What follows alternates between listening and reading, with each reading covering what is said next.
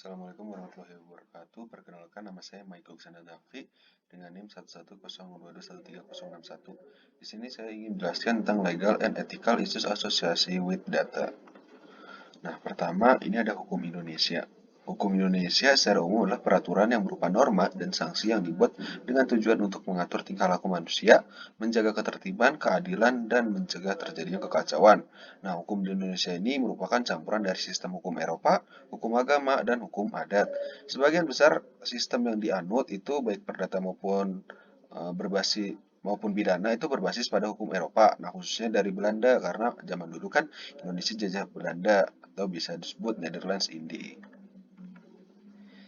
Nah, hukum di Indonesia, nah ini contohnya kayak penyelenggaraan sistem elektronik itu diatur pada Undang-Undang Nomor 11 Tahun 2008 tentang ITE, lalu diubah menjadi UU Nomor 19 Tahun 2016. Nah, selanjutnya penjabaran tentang data elektronik pribadi UU ITE ini mengamanatkan lagi dalam Peraturan Pemerintah Nomor 71 Tahun 2019 tentang penyelenggaraan sistem dan transaksi elektronik atau PPPSTE.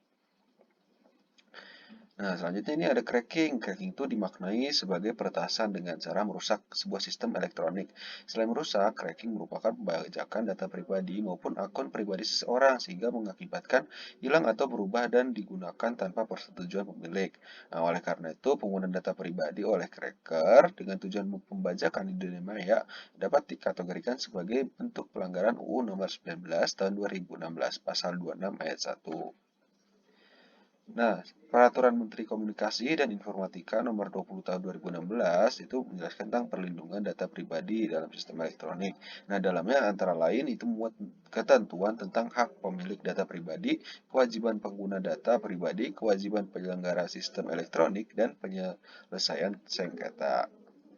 Nah, Peraturan Presiden Nomor 95 Tahun 2018 tentang Sistem Pemerintahan Berbasis Elektronik (SPBE).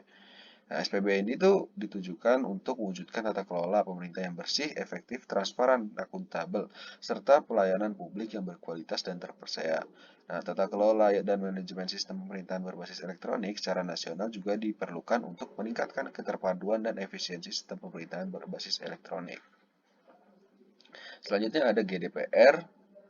Nah, International Standard atau GDPR, GDPR itu General Data Protection Regulation. Nah, ini merupakan salah satu acuan untuk penyusun hukum perlindungan data pribadi di berbagai wilayah negara saat ini.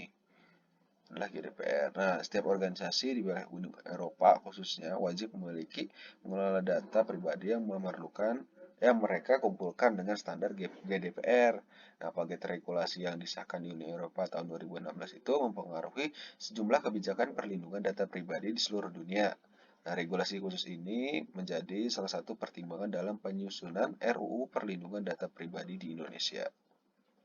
Nah, berbeda dengan di Indonesia, terdapat beberapa undang-undang yang mengatur perlindungan data pribadi secara parsial. Nah, salah satu yang kerap menjadi rujukan utama saat ini itu UU Nomor 11 Tahun 2008 tentang Informasi dan Transaksi Elektronik atau biasa disebut UU ITE beserta dua aturan pelaksanaannya. Kedua aturan itu ada PP Nomor 82 Tahun 2012 tentang penyelenggaraan sistem dan transaksi elektronik PPPSTE dan yang kedua Perkominfo Nomor 20 Tahun 2016 tentang perlindungan data pribadi dalam sistem elektronik. Nah, seperti yang sudah dijelaskan tadi. Nah, selanjutnya ini ada juga Peraturan Presiden Nomor 39 Tahun 2019 tentang Satu Data Indonesia dengan Tujuan. Nah, ini memberikan acuan dan pedoman bagi instansi pusat dan instansi daerah dalam rangka penyelenggaraan tata kelola data untuk mendukung perencanaan, pelaksanaan evaluasi, dan pengendalian, mewujudkan ketersediaan data yang akurat, mutakhir, terpadu, dapat dipertanggungjawabkan, serta mudah diakses dan dibagi pakaikan antar instansi pusat dan instansi daerah sebagai dasar perencanaan, pelaksanaan, evaluasi, dan pengendalian pembangunan. Nah, selanjutnya untuk mendorong keterbukaan dan transparansi data sehingga tercipta perencanaan dan perumusan kebijakan pembangunan yang berbasis pada data. Artinya ada mendukung sistem statistik nasional sesuai peraturan perundang-undangan. Selanjutnya ada ISO 27001, ISO 20001. Nah, ini ISO itu internasional standar pada 2013 adalah sebuah dokumen standar sistem manajemen keamanan informasi SMKI atau Information Security Management System ISMS yang memberikan gambaran secara umum mengenai apa saja yang harus dilakukan oleh sebuah organisasi atau enterprise dalam usaha rangka mengimplementasikan konsep-konsep keamanan informasi. Nah, keamanan informasi ini erat kaitannya dengan kebocoran data, salah satunya berhubungan erat dengan privasi data. Nah, kondisi keamanan yang akan dievaluasikan meliputi 5 area, yaitu tata kelola keamanan informasi, manajemen risiko keamanan informasi, kerangka kerja pengelolaan keamanan informasi, pengelolaan aset informasi, dan teknologi keamanan informasi. Nah, ini ISO ini adalah sebuah dokumen standar. Oh, tadi udah. Maaf, 2 kali. Nah, selanjutnya ada ICT. Nah, regulasi ICT ini ada hukum. Nah, ini ada hukum tertulis, itu hukum yang pidana atau undang-undang seperti itu. Nah, hukum tak tertulis ini hukum seperti norma-norma yang ada di masyarakat dan hukum cyber atau hukum dalam dunia maya gitu. Nah, selanjutnya ada regulasi in cyberspace media massa, ada law, norm, market regulation, dan arsitektur. Nah, di sini juga ada regulasi ICT, bisa dibaca seperti tentang telekomunikasi, informasi dan transaksi elektronik, penyelenggaraan telekomunikasi, dan sebagainya. Nah, selanjutnya ada isu terkait data.